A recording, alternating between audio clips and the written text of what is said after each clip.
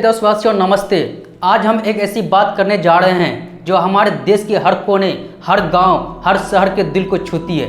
यह बात है हमारी एकता की, हमारी पहचान की और उस खतरे की जो हमें आपस में बांटने की कोशिश करता है। यह बात 21 मई 2025 को कर्नाटक के बेंगलुरु से एक वीडियो सामने आया जिसने पूरे देश को हिलाकर रख दिया। इस वीडियो ने एक बार फिर हमें यह सोचने पर मजबूर किया कि हम कहाँ जा रहे हैं। क्या हमारी ताकत, हमारी एकता भाषा के क्षेत्र के नाम पर बिखर रही है? आइए इस घटना को समझें, इसके पीछे की सच्चाई को देखें और तय करें कि हम अपने देश की किस दिशा में ले जाना है। बेंगलुरु की एक एसबीआई ब्रांच में एक मैनेजर और एक स्थानीय ग्राहक के बीच बहस का वीडियो वायरल हुआ।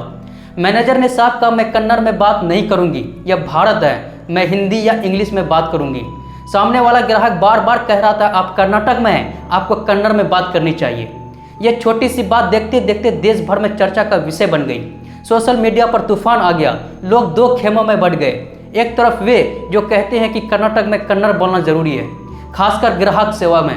दूसरी तरफ वे जो पूछते हैं कि क्या हर 3 साल में ट्रांसफर होने वाले केंद्रीय कर्मचारी से हर बार नई भाषा सीखने की उम्मीद करना ठीक है। इस विवाद ने कई सवाल खड़े किए हैं। क्या यह सिर्फ भाषा का मुद्दा है या इसके पीछे कुछ और गहरी बातें हैं? बीजेपी सांसद तेजस्वी सूर्या ने कहा कि मैनेजर का व्यवहार अस्वीकार्य है। अगर आप ग्राहक सेवा में हैं तो यह स्थानीय भाषा में बात करना आपका कर्तव्य है। कर्नाटक के मुख्यमंत्री ने भी इस मामले का हस्तक्षेप किया और मैनेजर के ट्रांसफर का स्वागत किया।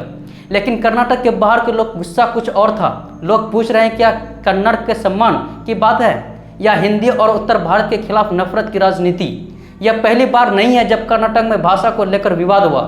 पिछले कुछ सालों में हिंदी साइन बोर्ड्स पर कालिख पोती की गई। बेंगलुरु मेट्रो स्टेशन को हिंदी के नामों को ढक दिया गया। बेंगलुरु महानगर पालिका यानी बीबीएमपी ने नियम बनाया कि 60% साइन बोर्ड से कन्नड़ में होने चाहिए। यहाँ तक कि कुछ जगहों पर हिंदी में लिखे गए बोर्ड तोड़े गए। लोग सवाल उठा रहे हैं, क्या यह कन्नड़ की संस्कृति की रक्षा है या हिंदी और उत्तर भारत के खिलाफ एक सुनियोजित अभियान? कई लोग यह भी पूछ रहे हैं कि अगर कर्नाटक में हर कर्मचारी से कन्नड़ बोलने की उम्मीद की जाएगी तो क्या बेंगलुरु की उन बहुराष्ट्रीय कंपनी के कर्मचारियों से भी यह अपेक्षा होगी जो अंग्रेजी में काम करते हैं? अगर नहीं तो फिर यह दोहरा मापदंड क्यों? कर्नाटक के 15 से 20% लोग देश के दूसरे राज्यों में काम करते हैं। क्या उनसे वहाँ की स्थानीय भाषा सीखने की मांग की जाती है? अगर नहीं तो फिर कर्नाटक में हिंदी या अंग्रेजी बोलने वाले को क्यों निशाना बनाया जाता है? कुछ लोग इस विवाद को हिंदी विरोध की राजनीति से जोड़ते हैं। वे कहते हैं कि यह कन्नड़ के सम्मान से ज़्यादा हिंदी और उत्तर भारत के खिलाफ नफरत का मामला है। उदाहरण के लिए जानते हैं, कुछ तस्वीरें वायरल हुई है जिनमें बेंगलुरु में उर्दू में लिखे गए साइन बोर्ड्स को कोई आपत्ति नहीं थी, लेकिन हिंदी साइन बोर्ड्स को लेकर हंगामा हुआ। सवाल यह है कि क्या यह सिर्फ भाषा का मुद्दा है या इसके पीछे कुछ और मकसद है? दोस्तों, यह सिर्फ कन्नड़ और हिंदी की लड़ाई नहीं है, यह उस सोच की लड़ाई है जो हमें आपस में बांटना चाहती है। आज जब देश बाहरी और आंतरिक खतरों से जूझ रहा है तब हमें एकजुट होने की ज़रूरत है। पहलगाम में हुए आतंकी हमले को याद कीजिए। क्या उन आतंकियों ने यह देखा कि जिसे वो मार रहे हैं वो कौन सी भाषा बोलता है?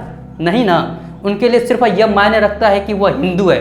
फिर हमें कन्नड़, हिंदी, मराठी या तमिल के नाम पर बांट रहे हैं। पाकिस्तान के साथ हमारी सीमा पर तनाव है। देश के कोने कोने से जासूस पकड़े जा रहे हैं। जिहादी सोच हमारे देश के अंदर से खोखला करने की कोशिश कर रही है।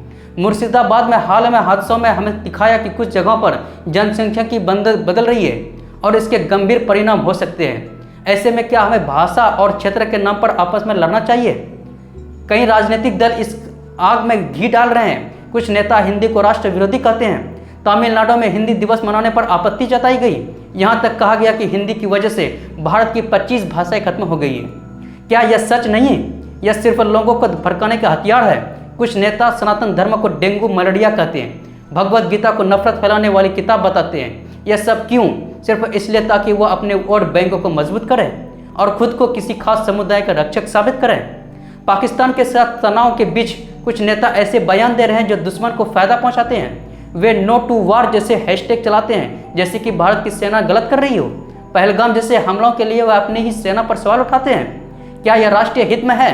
क्या यह हमारे जवानों का सम्मान है जो सीमा पर अपनी जान दे रहे हैं? दोस्तों, हमारी सबसे बड़ी कमजोरी है शत्रुबोध की कमी। हमारा दुश्मन हमारी कमजोरियों को देखता है, वह हमारे बीच की फूट का फायदा उठाता है। कश्मीर में आतंकवाद को किसने बढ़ावा दिया? पंजाब में गुरुद्वारों को निशाना बनाने की कोशिश किसने की? यह सब इसलिए होता है क्योंकि दुश्मन जानता है कि हमें आपस में बांटना आसान है, भाषा, जाति, क्षेत्र और धर्म के नाम पे। धर्म के नाम पे लड़ा दो और हम खुद ही कमज़ोर हो जाएंगे। मुर्शिदाबाद, बंगाल और असम जैसे क्षेत्रों में जनसंख्या बदल रही है। बांग्लादेशी घुसपैठियों भारत में आए और कुछ नेताओं ने उन्हें वोट बैंक के लिए संरक्षण दिया। आज जब हालात बिगड़ रहे हैं तब वो लोग चुप हैं। हमें यह समझना होगा कि हमारी एकता ही हमारी ताकत है। अगर हम कन्नड़, हिंदी, मराठी के नाम पर बढ़ गए तो हमारा दुश्मन और मजबूत होगा। लोकल भाषा का सम्मान जरूरी है। अगर कोई पब्लिक डीलिंग के काम में है तो उसे स्थानीय भाषा सीखने की कोशिश करनी चाहिए, लेकिन इसका मतलब यह नहीं कि हम दूसरे पर भाषा थोपें। कर्नाटक में कन्नड़, तमिलनाडु में तमिल, महाराष्ट्र में मराठी, हर भाषा को अपनी खूबसूरती है, लेकिन इन सबसे ऊपर है हमारी हिंदुस्तानी पहचान। हमारी हिंदी, हमारी अंग्रेजी, हमारी कन्नड़, हमारी तमिल, यह सब हमारी है। इन्हें एक दूसरे के खिलाफ खड़ा करने की बजाय हमें इन्हें गले लगाना चाहिए। पहलगाम के हादसे से सबक लें, कश्मीरी पंडितों की त्रासदी को याद करें। वे अपने ही देश में बेघर हैं, लेकिन कुछ लोग रोहिंग्या घुसपैठियों को बचाने के लिए सुप्रीम कोर्ट तक चले जाते हैं। यह दोहरा मापदंड क्यों? क्या हमारी प्राथमिकता अपने लोगों को एकजुट करना नहीं होना चाहिए?